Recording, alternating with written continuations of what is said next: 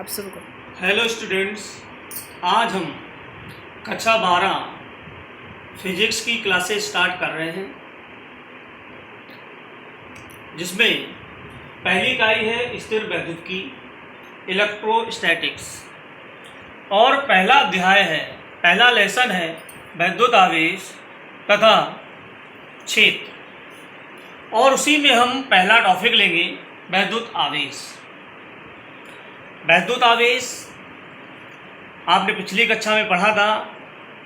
वैद्युत आवेश के बारे में आपको बताया गया था, जब हम दो भिन्न भिन्न वस्तुओं को आपस में रगड़ते हैं तो उनमें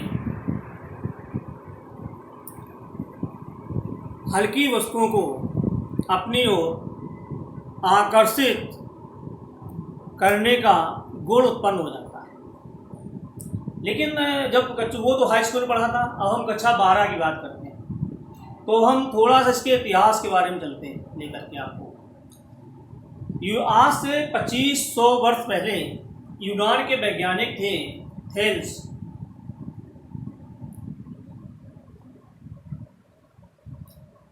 थेल्स। इन्होंने अंबर को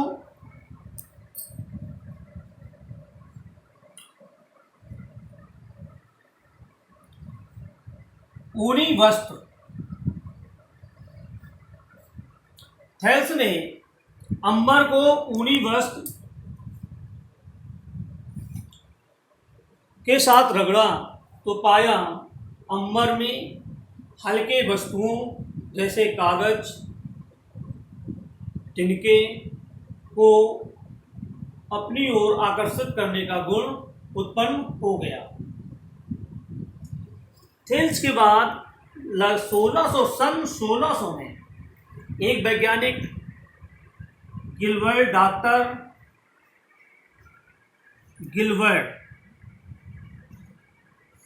गिलबर्ट ने इस पर रिसर्च किया और उन्होंने पाया अंबर के अलावा भी अन्य वस्तुएं जैसे कांच, आबनूस, गंधक आदि को रगड़ा जाए तो इसमें भी हल्की वस्तुओं को अपनी ओर आकर्षित करने का गुण उत्पन्न हो जाता है। तो बच्चों, हम इस आधार पर वैद्युत आवेश की परिभाषा दे सकते हैं। और वैद्युत आवेश वस्तु का वह गुण है, हम परिभाषा लिख दे रहे हैं आपके लिए। वैद्युत आवेश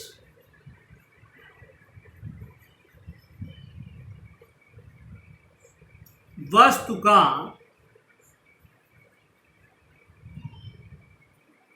वह गुण है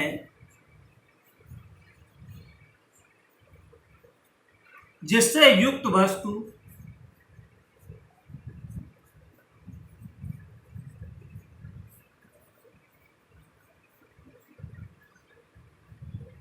अन्य वस्तुओं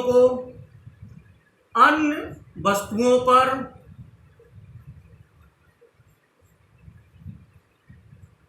वैद्युत बल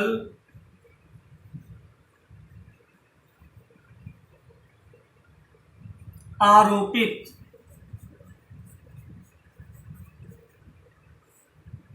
करने लगती है।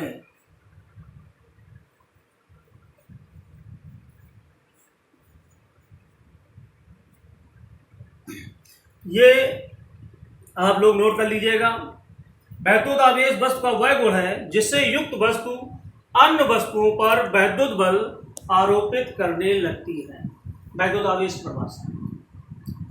अब आते हैं वैद्युत आवेश। आपने देखा अंबर को ऊनी वस्त्र रगड़ा, जब रगड़ा गया तो अंबर में विद्युत वह हो गया, आवेशित हो गया। ठीक है। इसी प्रकार से जब हम कांच को ऊनी वस्त्र रगड़ते हैं तो इसमें भी हल्की वस्तुओं को अपनी ओर आकर्षित करने का गुण उत्पन्न आ जाता है। इसी प्रकार से आबनूस को हम बिल्ली की खाल से रगड़ते हैं तो इसमें भी हल्की वस्तुओं को अपनी ओर आकर्षित करने का गुण उत्पन्न हो जाता है। अब बात करते हैं कि आवेश के प्रकार।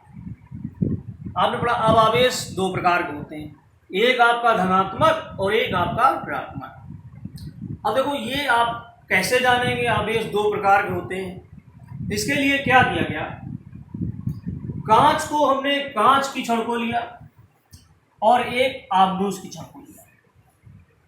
कांच की छड़ को हमने ऊनी वस्तु से रगड़ा और आबनूस की छड़ को हमने बिल्ली की खाल से रगड़ा। जब हमने कांच की छड़ को एक कांच की छड़ के पास रखा, मान लेते हैं यहां पे एक कांच की छड़ बनाते हैं ऐसे,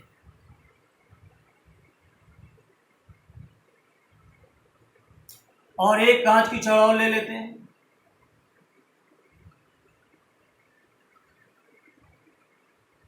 तो इस कांच को छड़ को ऊनी वस्तु पर रगड़ा और इस कांच की छड़ को ऊनी वस्तु पर रगड़ा, और जब दोनों इन कांचों की छड़ों को आप पास पास रखा गया तो क्या हुआ, इस कांच की छड़ ने इसको प्रतिकर्षित किया, मतलब दूर धकेला, और इस कांच छड़ ने इसको प्रतिकर्षित किया।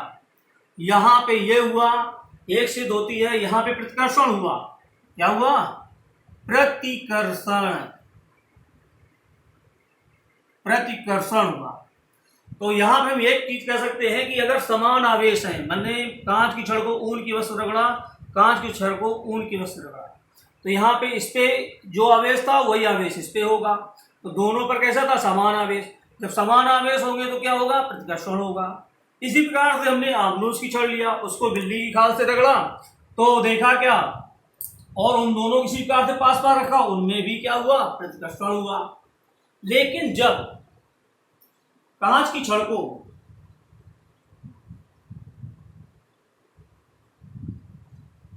ऊनी वस्तु से रगड़ करके और आबनूस की छड़ को बिल्ली की खाल से रगड़ करके दोनों को पास पास रखा,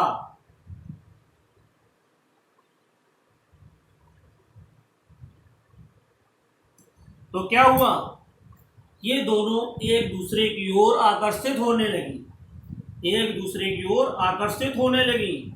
यानी मतलब इनमें, इसमें आवेश दूसरा था, इसमें आवेश दूसरा था। विपरीत आवेश एक दूसरे को आकर्षित करते हैं और समान आवेश एक दूसरे को प्रतिकर्षित करते हैं। चलिए अब आते हैं वैद्युत आवेश का मात्रक। वैद्युत आवेश का मात्रक